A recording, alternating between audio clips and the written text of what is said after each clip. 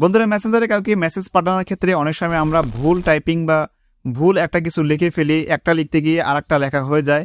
তো সেক্ষেত্রে আমরা সে সময় মেসেজটিকে আনসেন্ড করে দেই অথবা পুনরায় মেসেজটিকে পাঠাই। তো এই প্যারার দিন কিন্তু শেষ। মেসেঞ্জারের নতুন একটি আপডেট এসেছে। এখন আপনি চাইলে মেসেজ পাঠানোর পরেও সেই মেসেজটিকে এডিট করতে পারবেন।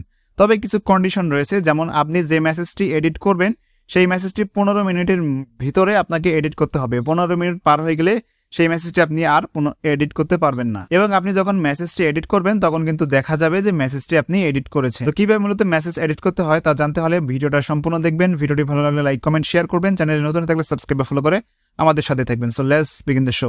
অলরাইট ফ্রেন্ডস, তো সর্বপ্রথমে আপনার মেসেঞ্জার অ্যাপটিকে প্লে স্টোর থেকে আপডেট করে নিতে হবে।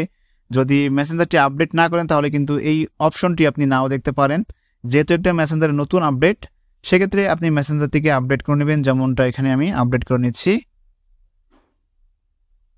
ওকে, তো মেসেঞ্জার অ্যাপটি আপডেট করার পর এবার আপনি সিম্পলি মেসেঞ্জার অ্যাপটিকে ওপেন করুন মেসেজ এডিট করার জন্য। আমি মেসেঞ্জার অ্যাপটা ওপেন করে যে কোনো একটা সার্চ লিস্টে গিয়ে এখন আমি আপনাদেরকে দেখাবো কীভাবে মূলত মেসেজ এডিট করতে হয়। ফর এক্সাম্পল, আমি এখানে লিখলাম কেমন আছো, এমন একটা লিখলাম কেমন আছো। সো এখানে যেমন একটা হাজার বারো কিছু একটা লিখলাম, লেখার পর এখন আমি এটাকে পাঠিয়ে দেবো এখানে। তো পাঠানোর পর এবার আমি যদি এই মেসেজটাকে এবার এডিট করতে চাই, যেমন একটা মিস্টেক হয়েছে, সো এটাকে এডিট করার জন্য আমাকে যে মেসেজ রয়েছে মেসেজের উপর ক্লিক করে ধরে রাখতে হবে। দেন এখানে চলে আসতে হবে মোর অপশনে। এখানে নিচে অপশন এগুলো না, মোর অপশনে যেতে হবে। দেন এখানে দেখতে পারবেন এডিট অপশন রয়েছে।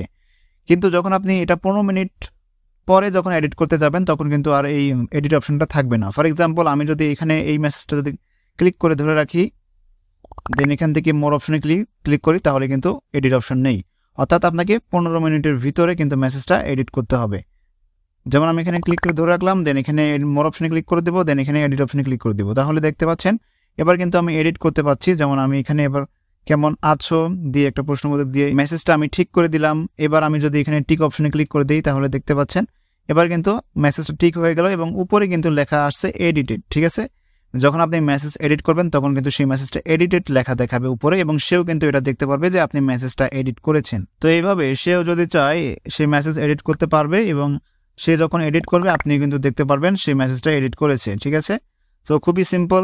আশা করছি এই আপডেটটি সবারই অনেক ভালো এবং উপকারে আসবে।